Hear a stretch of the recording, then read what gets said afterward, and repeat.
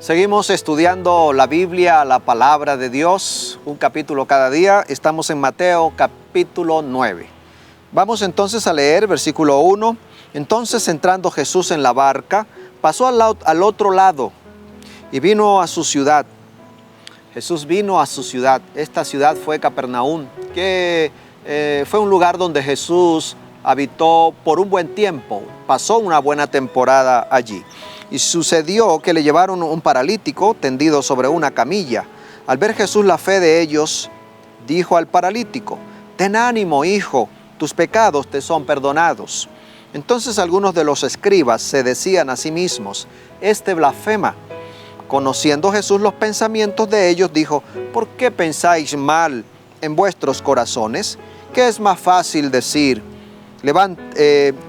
¿Qué es más fácil decir, los pecados te son perdonados, o decir, levántate y anda? Pues para que sepáis que el Hijo del Hombre tiene potestad en la tierra para perdonar pecados», dijo entonces al paralítico: «Levántate, toma tu camilla y anda». En la creencia judía, las enfermedades eran causadas por algún pecado. Cuando ellos notaban que había alguien, y más si tenía mucho tiempo, o si había nacido con una deformidad, o se había quedado paralítico, los judíos entonces afirmaban que esto era causa de algún pecado. Y Jesús estaba allí para rebatir esta información, esta creencia, pero también en este hecho Jesús está tratando de convencer a sus oyentes de que Él tenía potestad sobre el pecado, que podía perdonar pecados, porque Jesucristo es nuestro Salvador. Y por eso Él hace la curación tras la declaración de perdón. Versículo 9 al 13 encontramos el llamamiento de Mateo, llamamiento que se hace en una circunstancia de un hombre, un publicano. Mateo era un publicano. ¿Y qué era un publicano? Un cobrador de impuestos. ¿Y qué representaba eso? Pues para los judíos era algo muy reprochable, algo que ellos no podían aceptar cabalmente. Ellos estaban ahí como representantes, los publicanos estaban como representantes del gobierno romano cobrando impuestos, y eso martirizaba el orgullo, el nacionalismo de los judíos, porque Mateo era un judío, pero vendido, títere del gobierno romano, dispuesto siempre a cobrar los impuestos. Y más, estos publicanos, se cuenta en los relatos históricos, que eran siempre bien tramposos, se enriquecían a costa de los pueblos, de los más necesitados, de los pobres, de la gente común. Y pues esto no cambia mucho al tiempo de hoy, ¿no? Bien, encontramos entonces que Mateo es llamado, pero es criticado por los fariseos, quienes eran buenos observadores de la ley externamente, porque en el corazón no vivían una real transformación, no tenían un corazón dispuesto para la obediencia realmente, o para una verdadera religión. En el versículo 14 al 15 encontramos que dice: «Entonces se le acercaron los discípulos de Juan y le preguntaron: ¿por qué nosotros y los fariseos ayunamos muchas veces, y tus discípulos no ayunan?» Jesús les dijo: «¿Acaso pueden los que están de bodas tener luto entre tanto que el esposo está con ellos? Pero vendrán días cuando el esposo les será quitado, y entonces ayunarán». Así que aquí Jesús aclara que el ayuno es bueno. Jesús no estuvo en contra del ayuno, pero Él explica que todo tiene su momento. De esa manera, las disciplinas espirituales tienen su momento y tienen su lugar. No todo el tiempo, o no en cualquier tiempo, es preciso ayunar. Es algo que tenemos que hacer de acuerdo al momento y al lugar. El versículo 17, Jesús enseña que su manera de hacer las cosas es diferente a la manera antigua de los fariseos. ni echan vino nuevo en odres viejos. De otra manera los odres se rompen, el vino se derrama y los odres se pierden. Pero echa el vino nuevo en odres nuevos, y lo uno y lo otro se conservan juntamente. Con esto Jesús está dando esta lección de que las cosas que Él hace son novedosas, se está renovando, y toma el ejemplo de los odres, que eran pieles hechos con pieles de cabra, y allí se echaba el jugo de la vid, se hacía el vino, se fermentaba muchas veces, y pues necesitaba un buen recipiente bien resistente. Si se echaba vino nuevo en un odre viejo, podía reventarse, podía romperse. Versículos 18 al 25, Jesús sana a dos mujeres, la hija de Jairo y la mujer con el flujo de sangre. Muy interesante este relato cuando Jesús sana a estas mujeres.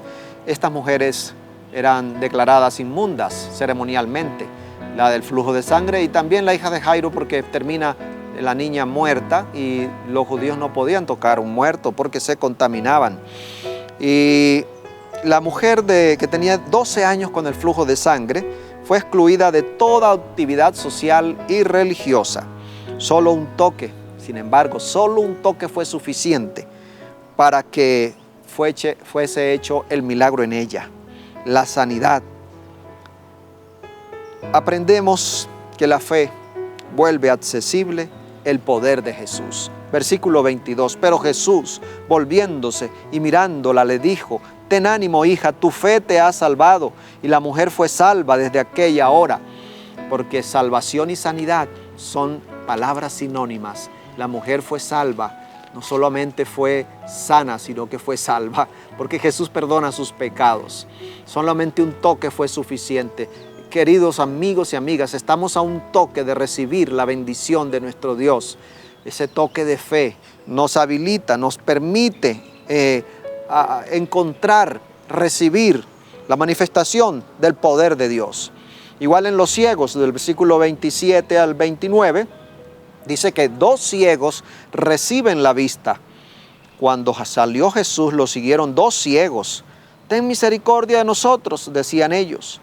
Al llegar a la casa se les acercaron los ciegos y Jesús les preguntó: ¿creéis que puedo hacer esto? Ellos dijeron: sí, Señor. Entonces los tocó.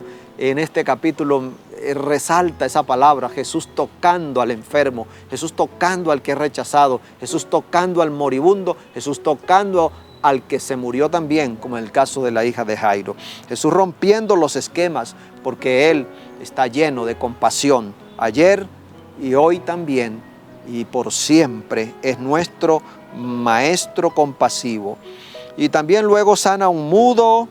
Jesús, dice el versículo 36, estaba lleno de compasión. La mies es mucha, dice el 35, necesitamos obreros, dice Jesús, y al ver las multitudes tuvo compasión de ellas, y porque estaban desamparadas y dispersas como ovejas que no tienen pastor. Jesús tuvo compasión. Qué lindo es recordar que tenemos a un Jesús compasivo. Ahora, las lecciones de este capítulo podemos mirar que son las siguientes. Primero, nuestra fe no es perfecta, como no lo era en estas personas del relato, de la mujer con el flujo, de los dos ciegos, del mudo. Pero al ser depositada en Jesús, será honrada. Si depositas tu fe en Jesús, vas a recibir respuesta, la honra de tu fe con el poder de Dios. Y es posible, segundo, es posible estar cerca de Jesús y no recibir la bendición. La multitud estaba rodeando a Jesús y solo la mujer, aquella mujer con ese toque de fe, fue bendecida por Cristo Jesús. Allí en la casa de Jairo, la niña muerta, ya estaban las plañideras gritando y llorando, quienes eran contratadas para ese servicio en la cultura de aquella época. Sin embargo, esa gente que estaba allí fue sacada de la casa. Salgan, dijo Jesús, salgan, y se fueron vacías. Solo la niña recibió la bendición. Es posible estar cerca de Jesús y quedar vacíos. Por lo tanto, si nos acercamos a Cristo Jesús, hagámoslo con fe, hagámoslo con seguridad, y que así el toque de Cristo pueda transformar nuestra vida. Si tienes una necesidad, si tienes una lucha, si tienes un problema, si tienes una ansiedad, una angustia, mira, confía en el Señor. Pon tu fe en Él plenamente y recibirás la bendición. Pero recuerda que debemos acercarnos con certidumbre, con mucha confianza, y veremos la gloria de Dios. Vamos a tener entonces una oración. Querido Dios, gracias te damos por tu palabra.